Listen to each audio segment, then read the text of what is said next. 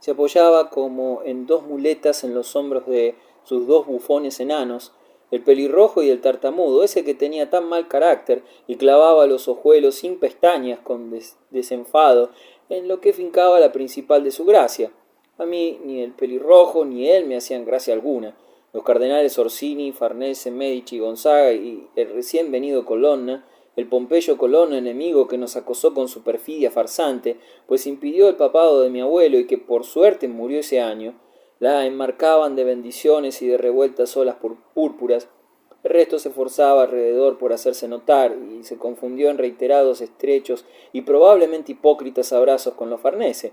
No bien descabalgamos y ascendimos majestuosamente la escalinata. Esa noche se sirvió un banquete monumental. Ya se conocen las costumbres. Los comensales despedazaban las aves como si lucharan con ellas, se chupaban los dedos untados de grasa de venado y arrojaban los huesos debajo de la mesa. Mas cada utensilio, cada vaso de oro, cada jofaina de cristal y amatistas hubiera podido ser incluido por Pablo Veronés en sus grandes óleos espectaculares. Dancé después con Julia, esforzándome por hacerlo con gracia, pero cada vez que mis miradas recelosas se posaban en algún otro de los bailarines de mi edad, en Maerval, en Segismundo, en Fabio, en el señor de Bracciano, en mi primo el conde de Corvara, en el espléndido duque de Urbino, que abría una mano como un tulipán sobre el macizo collar de Venecia, un desaliento atroz me llamaba la realidad, y nada, ni siquiera la dulce expresión de Julia, ni la cercanía del giboso Carloto Fausto, ni la certidumbre de que el padre y el abuelo y el bisabuelo de esos olímpicos Gonzaga habían sido más jorobados que yo, ni el recuerdo de que el marido de la divina Julia Colonna había sido un carcamal patituerto y manco, lograba serenarme. Mi novia estuvo gentilísima, elogió el arreglo del castillo, admiró el retrato de Lorenzo Lotto, besó el anillo de mi abuelo y los labios de Diana, lanzó un grito de alegría cuando le entregué las joyas de mi madre, pero cuando nos retiramos no dormí ni un momento. Anduve esta tarde con Silvio por el bosquecillo tenebroso en el que las rocas extrañas emergían como quimeras familiares y en el que los osos invisibles y defensores moraban sin duda. Silvio quiso quebrar mi mutismo, pero no le respondí. Me limité a suspirar hondamente. Ahora que me enfrentaba por fin con el coronamiento del esfuerzo largo y que ya no podía distraerme ubicando estatuas y ordenando decoraciones, porque cada cosa ocupaba su sitio dentro del ajedrez de bustos y de figuras míticas, el miedo que se agazapaba en mi interior me invadía, me ahogaba y me impelía a seguir andando como un autómata por los senderos lunares. Tenía miedo de Julia. Mi virilidad, afirmada tantas veces, de poco me servía en aquella ocasión. Me sentía despojado de ella, como si el pavor que crecía en mi pecho y que dominaba hasta los menores resquicios de mi ser no dejara lugar para los pujos de mi hombría cuando los necesitaba más. Y sin embargo Julia era suave y de ella parecía emanar una bondad transparente. Ninguna sombra agresiva oscurecía su claro imperio. ¿Acaso un observador exigente hubiera podido tacharla de cierta indiferencia, de cierta lejanía obsequiosa, pero ello podía atribuirse también a justificados pudores? Yo velaré por su excelencia, me dijo Silvio, con Messer Benvenuto Cellini haré la invocación conveniente. Mi fatuidad se reveló. No la hagas, te lo prohíbo. Este es un asunto mío, mío solo. Vete y déjame en paz. La boda se realizó de mañana. Ofició mi abuelo, secundado por los cardenales Farnese y Medici, los otros dos príncipes Gonzaga y Colonna y el obispo de Saona, con los acólitos subían y bajaban también las gradas del altar, incensaban la reliquia de San Anselmo, distribuían bendiciones. El San Sebastián y el cuadro en el cual mi padre había mandado pintar a Girolamo y a Maervale, excluyéndome, expliqué, cuando sobre él me interrogaron que se trataba de Maervale y de mí, sin que mi hermano me desmintiera. Flanquearon el ritual con su desnudez y sus ropajes como sensuales alegorías. Deslicé en el anular izquierdo de Julia un zafiro y ella me devolvió el anillo de Benvenuto, procurándome al apretarlo yo en mi puño una felicidad intensa, pues fue como si su contacto me vivificara nuevamente, pero aquella dicha duró poco. El manto ducal me sofocaba en el calor del verano y pensé con horror que me iba a desvanecer, que las mitras y las casullas multicolores iban a borrar en el aire turbio y que los latines cantados por los cardenales ancianos y por los cardenales jóvenes, entre mutuas reverencias, se transformaría en un vago murmullo, de suerte que lo único que permanecía intacto en la niebla dentro de la cual desaparecerían los concurrentes a la ceremonia, quienes se diluirían también como si fueran espectros, sería la impasible apostura de Julia Farnese, iluminada, cristalina, titilante, glacial. Mis feudatarios rindieron homenaje por la tarde a la duquesa, quien les distribuyó monedas de plata y desempeñó su papel con la holgura de lo habitual, como si hubiera corrido muchos años desde que era la señora de Bomarzo. Aretino le leyó 2 sonetos, mesándose las barbas, y Benvenuto Cellini le entregó una hebilla con las imágenes enlazadas de Venus y Adonis. Al anochecer retumbaron los fuegos de artificio. Una osa gigantesca ascendió sobre las fuentes y arrojó a los cielos pirotecnias, flores de lis. Bailamos hasta muy tarde.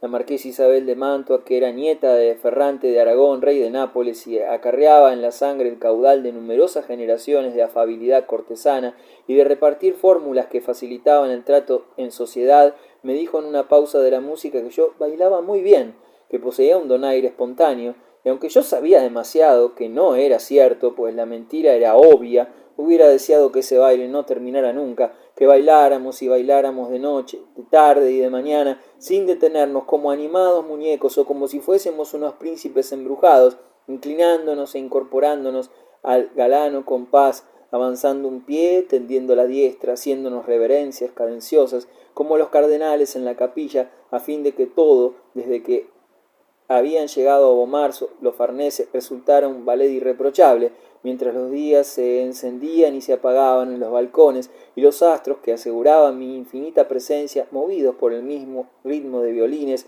continuaban diseñando su eterna danza, pausada en la altura. No hubiera querido abundar en detalles sobre la intimidad de mi noche de bodas, pues no es cosa propia de un gentilhombre, ni siquiera de una persona de gusto, pero se trata de algo importante para puntualizar aspectos de mi psicología y de las confusiones que me afligieron, y teniendo en cuenta la sinceridad de estas memorias, en las que me describo tal cual he sido y busco explicaciones de mi vida y de mi carácter, sería inconsecuente eludir un tema de tanta importancia. Por lo pronto debo consignar el inquietante asunto del demonio. Fue Julia quien lo descubrió. Yo había destinado para nuestra cámara nupcial una habitación del primer piso, más bien pequeña, a la cual mandé revestir de cerámicas verdes y amarillas. Con el objeto de ejecutar este trabajo vinieron obreros especiales de Roma, quienes trajeron con ellos los mosaicos que había encargado en esa ciudad. Cuando la obra estuvo terminada, la examiné y le di mi aprobación. Era, dentro del castillo, algo distinto, y quise que fuera algo así, algo que se destacaba de la pompa y la austeridad que las decoraciones renacientes de mi padre y mías y la medieval pesadez habían impreso al resto de la fortaleza. Deseaba que la habitación que compartía con Julia tuviera un aire recoleto y grácil, y lo conseguí. Las lices farnesianas y mis propias siglas, Vic Ors, distribuidas en el adorno de las pilastras y de los jarrones con entrelazadas rosas blancas, proclamaban discretamente que ese era nuestro refugio más personal, aquel en el cual la flora heráldica de ambas familias perdía su simbolismo guerrero, afirmado tantas veces en los escudos de combate, para recuperar su sencilla y natural hermosura. No advertí entonces nada anómalo en la composición, y en verdad el ámbito era de proporciones tan reducidas, con su ventana, con sus 2 puertas, que hubiera sido difícil que un desorden cualquiera del dibujo, por mínimo que fuese, escapara de mis ojos avisores. Partieron los artesanos, ubicáronse en la estancia el lecho de verdes colgaduras y los escasos muebles, y ya no volví a entrar allí, sino muy de tarde en tarde, movido por la superstición de que mi presencia en esa cámara no le convenía a mi futura felicidad. Por el mismo motivo no se la mostré a Julia, reservándola como una sorpresa para la noche de bodas. Ascendimos pues las angostas escaleras, escoltados por damas y pajes cuyas palmatorias proyectaban sombras danzantes en el camino. En una sala vecina cambié mis ropas por una delgada vestidura inspirada en las líneas amplias del luco florentino. Luego despedí a mis ayudantes. Silvio y Juan Bautista fueron los últimos en irse y me besaron ambos. Marvale, que asistía a la ceremonia con una luz en la diestra, me abrazó también. Me acuerdo de que en ese supremo instante todavía me empeñé por indagar en su rostro, en pos de un indicio de sus sentimientos, pero hallé la misma máscara cortesana, el mismo respeto impenetrable del cual no se separaba jamás. Lo oí alejarse de puntillas y salí a la terraza que comunicaba con el aposento en el que sus damas desvestían a Julia. Era una noche singularmente clara, que confería al paisaje una rara palidez, como si todo él estuviera sembrado de colosales osamentas. Me incliné en el parapeto y avisté a la derecha la parda ondulación de los tejados de Bomarzo, que nos circuían como un oleaje turbio que se había inmovilizado al tocar los muros del castillo. Todo el panorama montuoso daba la misma impresión de mar revuelto y estático, de un mar que al helarse había tomado la apariencia de esqueletos ciclopios. Delante, a la distancia, erguíase la roca de Muñano, y más allá, como una rota hoja de espada, relampagueaba el Tíber. Abrióse la puerta y adiviné que Julia estaba detrás de mí. Giré hacia ella y la vi, de pie, contra el nido de sombras, con su cabello suelto y el largo ropaje blanco, en una aparición lunar. Brillaban como aguamarinas bajo las pestañas negras sus ojos transparentes. Le tomé una mano y la conduje hasta el resguardo que formaba un severo balcón. El corazón me latía terriblemente y temblaba tanto que Julia, al percatarse de ello, sonrió y deslizó su brazo debajo del mío. Para ocultar mi turbación, yo tartamudeaba y me azaraba como un imbécil. Cuando ella hubiera debido ser la atolondrada, le indiqué la silueta de Muñano, en la que parpadeaban algunas luces, y le dije que el duque, mi primo, estaría agasajando allí a los parientes que había llevado consigo al partir. Le mostré también en la penumbra de los baluartes el abandonado carro nupcial sobre el cual había entrado triunfalmente en mis dominios, y en el que la osa seguía alzando como un atributo viril el lirio iniesto, alegórico. Después, para ganar tiempo, frívolamente me puse a comentar los incidentes de las fiestas, exagerando la bufonería, hasta que me di cuenta de que hablaba solo y callé. La traje y la besé en las mejillas, en la frente, en los anchos ojos, en la boca. De su piel emanaba un suave perfume. Al actuar así no cedía yo al arrebato espontáneo, anheloso, procedía como si cumpliera un rito, y el comprobarlo me angustió más. En aquel mismo sitio había tenido lugar la invocación diabólica de Silvio de Narni, que antecedió a la muerte de mi padre, y eso, que no podía extirpar de mi memoria, contribuía a mi desazón. La campiña entera parecía acechar en torno, aguardando. No se oía ni un rumor, ni el canto de un grillo, ni el son de una esquila, ni el chistido de una lechuza, ni el secreto del follaje, y el resto del caserón, en el cual, sin embargo, se alojaban todavía tantos convidados, guardaba silencio. Se diría que la casa respiraba quedamente, como un enorme animal. La imagen de Silvio y de su conjuro volvió a acosarme, nítida, como si el nigromante estuviera dibujando en el suelo la geométrica figura y el monograma sacro, y me arrepentí de haber rechazado en esta oportunidad el auxilio de su arcana sabiduría. No era posible prolongar la espera. Regresamos al aposento y desprendí con dedos torpes, transpirando, las leves vestiduras de mi mujer. En el medio de la habitación que iluminaba la cera de las lámparas surgió ante mí, desnuda, y creí desfallecer, porque su esbeltez adolescente era más bella de cuanto había imaginado. Su blancura se tornaba en los ángulos sedosos sobre los cuales se desplazaba la luz, casi celeste. Nunca pensé, me dijo, que vuestra excelencia hubiera invitado al diablo a esta reunión. Yo estaba de hinojos y levanté mi mirada hacia la suya, sin comprender. Julia sonreía y me señalaba algo en el muro. Había allí, junto a la puerta, entre la taracea de mosaicos, un dibujo que yo no había notado antes, y eso es lo imposible, lo fantástico, porque, como he expresado ya, la habitación era pequeña y yo la había examinado cuando los artesanos pusieron fin a su labor. Una cerámica del mismo tamaño que las otras, que representaba una cabeza demoníaca bicorne, con la boca abierta. Me puse de pie de un salto y palpé la imagen con los dedos titubeantes. No se trataba de una visión. Sentí bajo mis yemas los contornos del rostro faunesco, la nariz aguda, los ojos el belfo, las puntas de la cornamenta retorcida. Julia se echó a reír y tornó a cubrirse. ¿Eres amigo del diablo?, me preguntó. Tanto como aquella presencia insólita me sorprendía su actitud.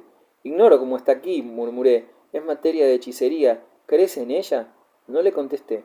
Buscaba sobre las mesas un instrumento punzante para destruir la esfinge. Mi espada y mi daga habían quedado en la vecina habitación. La haré añicos, o no. Mejor llamaré a Silvio para que la conjure, y mañana sabré quién la ha puesto ahí. Ella tornó a reír. Déjala, no lo llames. Déjala estar. Pero no entiendo cómo ni quién la ha colocado en ese muro.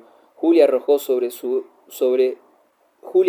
veste sobre el respaldo de una silla y sus pliegues ocultaron la cerámica perversa. Ahora estaba desnuda de nuevo, estirada sobre las colgaduras. Olvídala, Pierfrancesco, aquí tienes a tus santos protectores. Y esa vez me mostró a ambos lados del lecho los esmaltes de San Pedro y San Francisco, rodeados de perlas que me había enviado el Santo Padre. Me aproximé con aprensiva cobardía. Olvídala, prométeme que no la quitarás. Es un juego, un adorno. Olvídala.